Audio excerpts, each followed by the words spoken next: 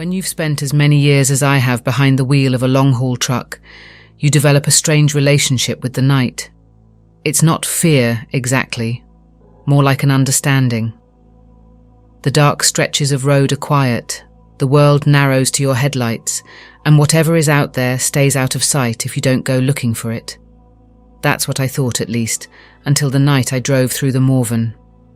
It was mid-March, cold, but not yet deep into spring, and I'd been running a load from Autun up toward Auxerre. I've driven that route a dozen times, through the winding hills and dense forest of the Parc Naturel Régional du Morvan.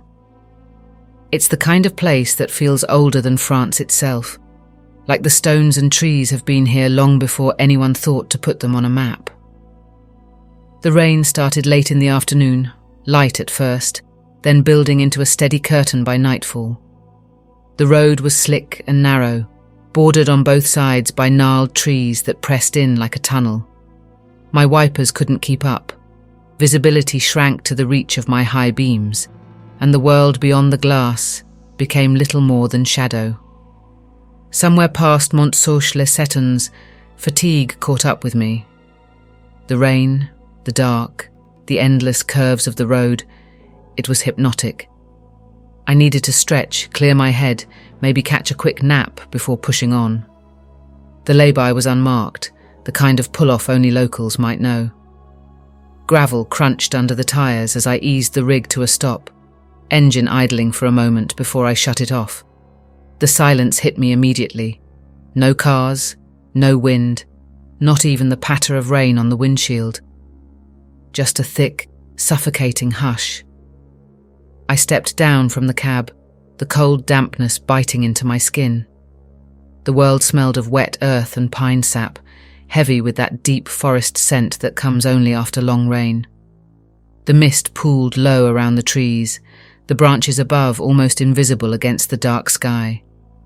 That's when I noticed the light. At first I thought it was a trick of the rain, a flicker, a shimmer, something reflected off water. But the glow didn't move like that. It pulsed, faint but rhythmic, as if something underground were breathing, and the earth was exhaling light through the cracks. It came from deeper in the woods, just beyond the reach of the lay-by. I should have left it alone. Any sane man would have climbed back into the truck, turned the key and kept moving. But curiosity has a strange hold on the lonely hours. I grabbed my torch, zipped my jacket against the rain, and headed into the trees. The forest swallowed me fast. The light grew clearer the farther I walked, cutting through the mist like a lantern. But it wasn't firelight. It was too even, too cold, casting long, sharp-edged shadows across the forest floor. The air grew denser, heavy in my chest, as if the oxygen had thinned. The smell of earth grew stronger, undercut by something sharper, iron or old blood. The clearing came into view so suddenly I nearly stepped right into it. 7 figures stood in a perfect circle around a large, weather-beaten slab of stone, black and slick as though it had been polished by centuries of rain and something less natural. The figures were cloaked, their hoods deep enough that not a face could be seen, but even in their stillness there was something wrong about them. Something ancient, something out of place. The glow was coming from the ground itself, symbols carved into the soil at their feet, arranged like a diagram or map. The lines pulsed with that same cold light, synchronized with the slow, droning chant that rose from the figures' hidden mouths. And on the stone slab lay something wrapped tightly in cloth, human-shaped, unmoving.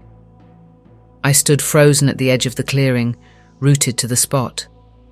The chant deepened, the tone vibrating in my chest, each note scraping at something primal in my bones. I took a step backward, breaking a twig beneath my boot. The chant stopped. Every hooded head turned in perfect unison, fixing their unseen gazes in my direction. The pulsing light dimmed. The clearing plunged into near-total darkness, except for the faintest glow still radiating from the earth. I didn't wait for whatever came next. I ran, crashing through the undergrowth, my torch beam bouncing wildly over roots and rocks. The trees seemed to shift, leaning in, the path twisting underfoot. The sound of the chant returned, not from behind me, but from inside my head, closer, louder, as though I carried it with me. When I finally stumbled back into the lay-by, gasping for air, the rain had stopped. My truck sat as I'd left it, but the moment I reached for the door, the temperature dropped like a stone. Frost bloomed across the windshield in jagged veins. My breath clouded the air, and the engine wouldn't turn over. The ignition clicked uselessly, over and over. The figures had followed. They stood at the edge of the forest now, 7 dark silhouettes against the mist, unmoving, watching. I climbed into the cab, locking the doors, but it offered no shelter. The air inside thickened, pressing against me from all sides, my vision tunneling until all I could see was the dark shape of the woods beyond the glass. A low vibration filled the cab, the metal frame humming with that same inhuman rhythm. My vision blurred, the world tilting at strange angles, gravity slipping sideways. For a moment, I wasn't sure the truck was on solid ground at all. The sensation was like being lifted, weightless, suspended between 2 places. The horn blared suddenly on its own, a long, unbroken note that shattered the stillness. The truck jolted, as if dropped from a height, tires biting back into the gravel. The figures were gone, or so I thought, until I looked in the side mirror and saw one, just one, standing inches from the driver's door. No face, no hands visible beneath the soaked and tattered cloak, but the pressure in the air told me it was still watching. The headlights flickered, the battery somehow still alive. I turned the key again, and the engine finally roared to life. I didn't wait for the gauges to stabilise. I threw the rig into gear, spun the wheels across the wet gravel, and tore back onto the road. The rest of the night passed in a blur. The forest didn't seem to end, the roads looping longer than they should have, the milestones on the shoulder repeating, the same one 3 times before a different number appeared. I didn't stop until the lights of Saulieu broke through the mist. I pulled into a service station, shaking, pale and soaked to the bone.